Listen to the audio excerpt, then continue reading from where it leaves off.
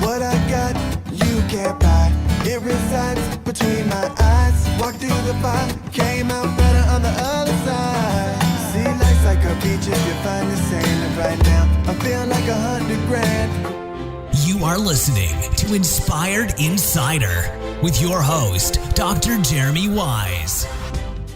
Dr. Jeremy Wise here, founder of InspiredInsider.com, where I talk with inspirational entrepreneurs and leaders like the founders you've heard of, some you've never heard of, like P90X founder Tony Horton, you may have heard of, but what you may not know is, you know, Wayne, he made money as a street mime before he sold hundreds of millions of dollars. That's how he made money. He put a hat on the street, would do street miming, and that's how he made his food and rent money. Baby Einstein founder Julie Clark talks about growing her company to $20 million with 5 employees and selling to Disney, but she also talks about beating cancer twice. And Atari founder Nolan Bushnell talked about how when he was Steve Jobs' mentor, Steve offered him 33% of Apple for $50,000 and why he said no. So check out many more episodes on InspiredInsider.com. And this episode is brought to you by Rise 25, which I co-founded with my business partner, John Corcoran. And what we do is we help B2B businesses connect to their Dream 100 clients and referral partners by helping them run and launch their podcast that generates ROI. And for me, you know, podcasting is a lot more personal. It's not just business, because my grandfather, who was a Holocaust survivor, him and his brother were in concentration camps in Nazi Germany, and they were the only members of their family to survive. But his words and legacy live on because of an interview, because the Holocaust Foundation did an interview with him, and I put it on my About page, and I watch it multiple times a year just for inspiration and appreciation and gratitude. So yes, podcasting will help your business, but it helps you and your guests leave a legacy of knowledge. And I personally credit podcasting to one of the best things I've done for my business and my life, besides meeting my wife, because of the amazing relationship. So we worked with Berkshire Hathaway companies, agencies, SaaS companies, any B2B businesses. So if you have questions, you can email support@rise25media.com or go to rise25.com. Wayne, I'm excited to introduce today's guest. We have Wayne Deehring. He's co-founder of USP Fulfillment. And for 30 years, they've done full service print production, fulfillment, and are a direct mail house. And they create and ship everything from books, promotional items. They serve up products for infomercial, speakers, events, and subscription fulfillment. And you've probably heard of some of the companies they've done work for. They work with companies like Costco, Sony, Coca Cola, Disney, Walmart. And they've even created and sent items for the Grammys and the Emmy Award shows. Wayne, thank you for joining me. Thanks for having me. You know, who do you go for advice and mentorship over the years? And it could be a colleague or just a mentor in general. Well, you know, over the last 10 years or so, it's been the guys from Digital Marketer, to be honest, you know, and also fortune builders, you know, guys like Dan Merrill,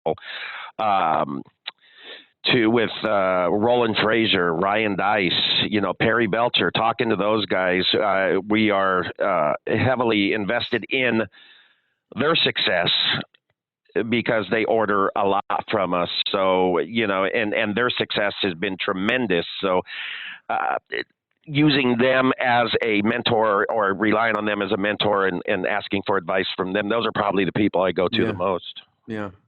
I have one last question, Wayne, I ask. And first of all, thanks for sharing your stories. To you, they're commonplace. To most people, it's pretty amazing how your work reaches so far and wide with the companies you serve and the events. You know, it really you're helping whatever, tens of thousands of companies, but you're touching millions of people. So to me, it's remarkable. To you, it's just what you do. Yeah, I've never really thought about it that way. That's a great way to look at it. Just, you know, it's when you're so close to a project, the focus does not become, you know, you have to zoom in, if you will, right? I get it, because someone is like, do this in a week. You're like, you can't focus on anything else but getting it done in a week. You know what I mean? Right. So if you imagine like an image where you zoom in, you know, and you're so close to it. A lot of these projects, we're so close to it. It's right in front of our face. So our focus is a very little part of that project. And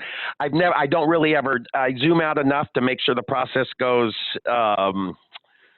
all the way through to Smoothly. completion, but Right. never zooming way back. Yeah, where you go, wow, I've never thought about it that way, but that's an interesting way to think about it. And if I ever had, 5 minutes to think about it, we'll consider this your 5 minutes. Thanks, I appreciate it. Yeah. So I always ask, since it's Inspired Insider, two things. One, what's been a low moment, a challenging moment that you really had to push through? And on the flip side, what's been an especially proud moment for you in decades of business? Because we all, as a business, there's always challenging moments and tough times. What's been a challenging time and how you push through it? Well, the challenging times have been have not really been on the business side. We're in the service side, but it has been on the personal side. I have 5 sons. Oh my gosh. And two of my sons are twins. I have twins, and they were born at 27 weeks. Wow. So they were 2 pounds. They were in the ICU for 14 weeks. One of those boys has cerebral palsy. And as a result of being born that early, and cerebral palsy is basically brain damage. And so while, working, designing, managing some product launches while I'm sitting at Children's Hospital while my son's having brain surgery, those were some challenging moments. But the work is actually what helped me get through it. Yeah, well, the work is what helped me get through it, because it's, people used to tell me when we were going through, they said, you guys are, my wife and I, you guys are so strong. And I said, no, nobody that goes through this, you don't have a choice. There isn't, you don't have a choice to be strong. You're in a 3-sided hallway with the back pushing you forward, and you just, continue walking. So going through that whole process, that was real challenging, but work is what actually kept my mind on a singular path where you don't dive down into the negative of everything that's going on around you. So I was able to sit there at the hospital while all of this was going on. And he's had 5 brain surgeries. He's had 12 or 14 surgeries by this point. But, and after the 3rd or 4th brain surgery, which he's fine now, he's a very intelligent boy. He has cerebral palsy. He's in school. He's a great kid, but he, going through all that I was grateful to have the work, because that's what kept me sane. Wow. So what is the day in the life when you get home, or before you get to the office, and in the evening with 5 sons? That many kids. Well, so my oldest child, he's out of the house now, but the other 4 are 10, 10, 9, and 3. Oh my gosh. So a typical day is get up very early, which I do naturally. I go to bed about 8 o'clock at night, and there's a reason for that. But I go to bed about 8 o'clock in the evening, so I get up very early. Get up. I let my wife sleep in a bit. I get the kids, the 3, ready for school that are in school. Get downstairs, feed them breakfast. Meanwhile, my wife comes downstairs. She gets their lunches ready. I get them loaded up, take them to school, come to the office, do what I do all day. And there's a running joke here at the office that I come to work to escape the chaos at home. But it's no joke. It's the truth. Right.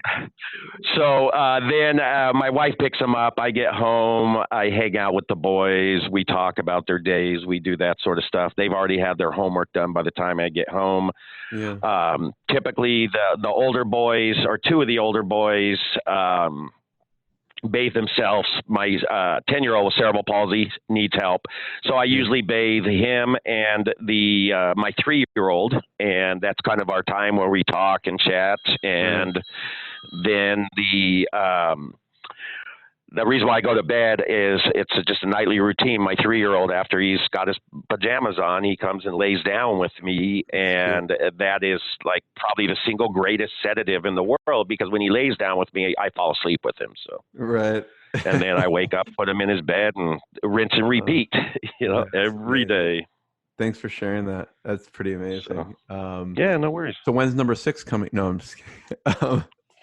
No more. No more? Okay. I was never the guy that was going to have 5 sons.